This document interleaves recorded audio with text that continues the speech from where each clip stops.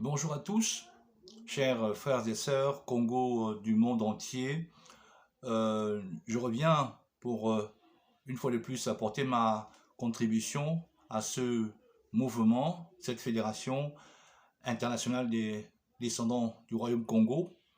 Alors, c'est quoi être un Congo aujourd'hui au XXIe siècle?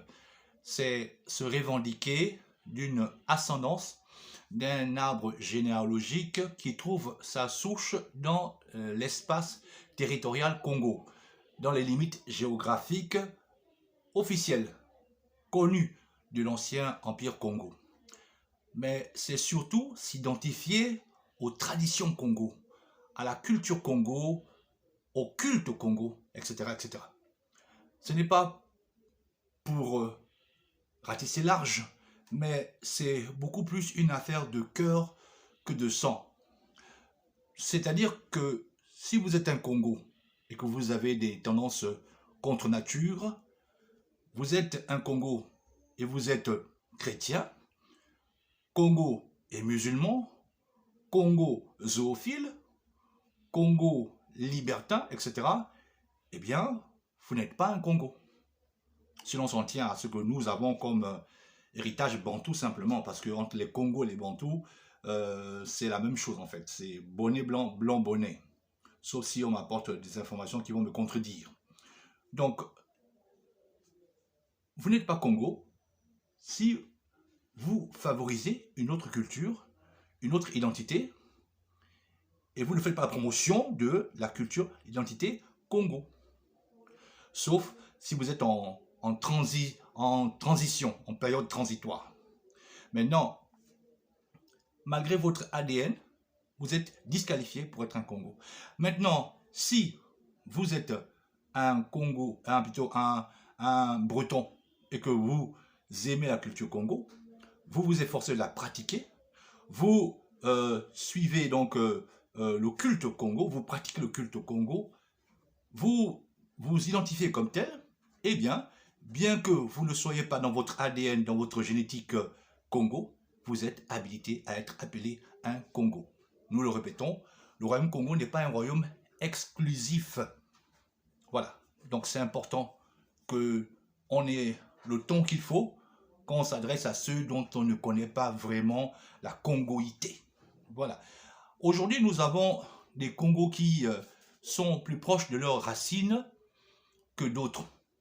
Ceux qui sont au Chili, en Inde, aux États-Unis, ont un retard par rapport à un Camerounais, un Gabonais, et encore plus par rapport à un Congolais de la RDC ou du Congo-Brazzaville. Donc, ceux qui sont de la RDC, par exemple, ou du Congo-Brazzaville, de par déjà le fait qu'ils sont dans la localisation géographique de l'ancien royaume Congo, ils ont quand même une longueur d'avance. Et en plus, les Congolais qui parlent couramment le Kikongo sont plus avantagés que ceux-là qui ne savent même pas un traître mot. Moi, par exemple, je suis Mahongwe du Gabon, Bakota de par ma mère, Kota, Bakota de par ma mère, Mahongwe de par mon père. Je ne parle pas ma langue matricielle, je ne la parle pas du tout. J'entends après à peine quelques mots.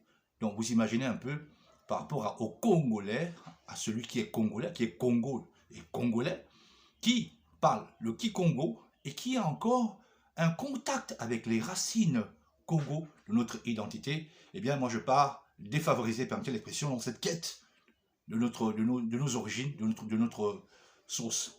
Alors, ce qu'il faut dire c'est quoi? C'est qu'il y a une fracture qui est là entre les Congos d'Afrique et les Congos qui, n'est-ce pas, ont été éloignés, qui ont été dispersés. Vous savez, le travail que les Européens ont fait à travers la colonisation, à travers l'esclavage et même le néocolonialisme.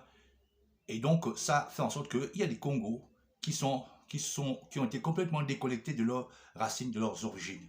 Je suis un exemple d'un Bantou, Congo, qui, n'est-ce pas, ne connaît pratiquement rien de ses origines. À la rigueur, j'ai été circoncis au village, comme on dit, mais à la rigueur, à part ça, je ne parle pas un traître mot de ma langue, ni la langue de mon père, ni la langue de ma mère. C'est récemment que j'ai découvert que j'étais un Congo et que je me bats pour récupérer cette identité.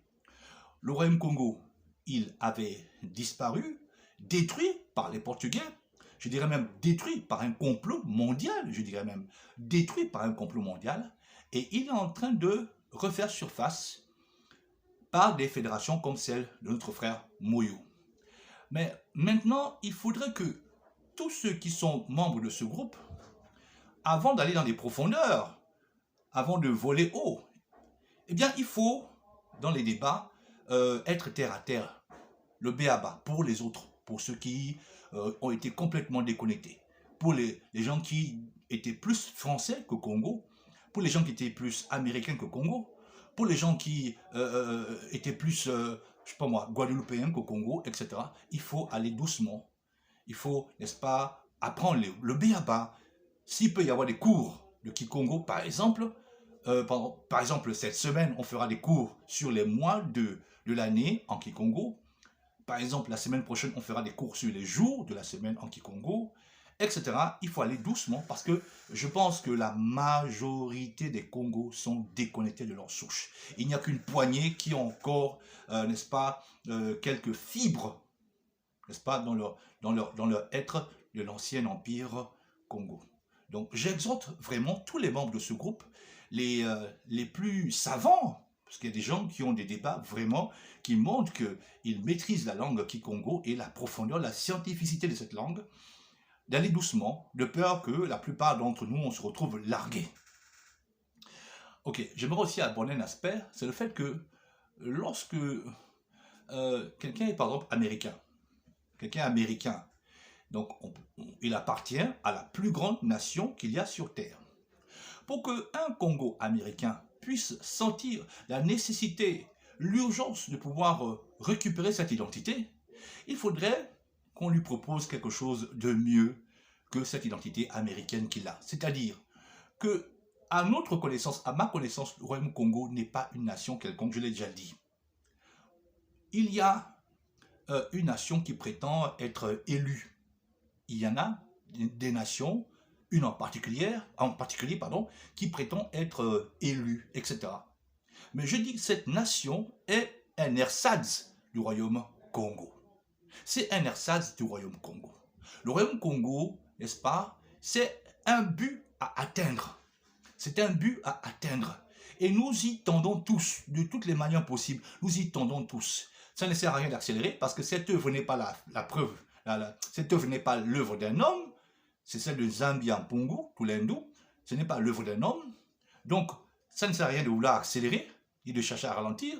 Nous y allons, qu'on le veuille ou non. Même si le frère Moyo laisse tomber le groupe, etc., ça va toujours s'accomplir. Le royaume Congo, pour moi, ce n'est pas seulement une jubilation intellectuelle, etc.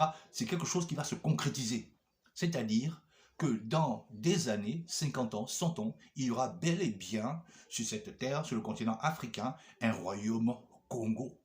Selon que le dit une célèbre parole d'une prophétie dans un livre saint, que je vis une pierre qui se détachait et qui est venue frapper la statue. Cette statue était l'ensemble des royaumes qui ont existé sur la terre jusqu'au dernier royaume qui va exister sur terre et qui va donc exercer une hégémonie sur le monde entier. Et une pierre, dit la prophétie, dans un livre saint, une pierre se détache de nulle part, c'est bien précisé, sans le secours d'un homme. Et cette pierre se détache d'un endroit et vient frapper la statue au pied, et la statue est détruite. Et on dit ceci, cette pierre va devenir une immense montagne qui va remplir toute la terre, Congo Diantotila, royaume de toute la terre. C'est le nom du royaume Congo qui est dans cette prophétie. Congo Diantotila, le royaume de toute la terre. Je sais que beaucoup de gens, n'est-ce pas, sont un peu frileux à l'idée de rapprocher, n'est-ce pas, le royaume Congo et ses coutumes et ses traditions, etc., avec, n'est-ce pas, un certain livre saint. Mais moi, personnellement, j'adhère complètement à la thèse du pasteur Mélo Nzeitou Josias. Et je crois que c'est un royaume qui est grand, qui est très grand, et dont expressement des groupes occultes ont cherché à ternir, n'est-ce pas, la grandeur, l'aura. Parce que au lycée, quand on nous parlait des royaumes d'Afrique, on nous parlait du royaume du Manding, les Ashanti, le Songhai, etc. Au niveau de l'Afrique centrale, on nous faisait croire à la rigueur qu'il y avait un royaume mineur avec quelques cases en terre battue ici et là, c'était ça le royaume Congo. Mais c'est alors que maintenant, je découvre que c'est faux. Le royaume Congo était un royaume immense, dont les habitants, dont les ressortissants étaient même en Europe, répandus dans le monde entier, avec une influence, un pouvoir, etc. Tout cela, ce sont des éléments qu'il faut ressortir pour que chaque Congo se sente fier d'abord de ses origines et veuille tendre vers cette histoire glorieuse afin de recréer ce royaume. Je crois que le royaume Congo renaîtra et qu'il y aura un roi des Congos. Je le crois. Et donc, j'invite encore tous ceux qui participent à ce groupe d'aider les nouveaux, d'aider ceux qui ont été acculturés, d'aider ceux qui sont décolonisés, qui sont mentalement colonisés et qui veulent revenir à cette identité, les aider par des écrits d'un certain niveau accessible à l'intellect de tout le monde. Parce qu'il faut rassembler tout le monde. Je crois qu'il faut rassembler tout le monde. Je pense que le Grand Congo veut rassembler tout le monde. Alors, donc, c'est encore une fois de plus, pour moi, l'occasion d'encourager notre frère Moyo, afin que des actes concrets soient posés. C'est bien, les discussions, les débats. Je demande seulement de ramener les choses à un niveau qui permettra au Congo, qui n'avait plus de contact avec ses traditions, avec ses coutumes, avec, n'est-ce pas, son histoire, de se retrouver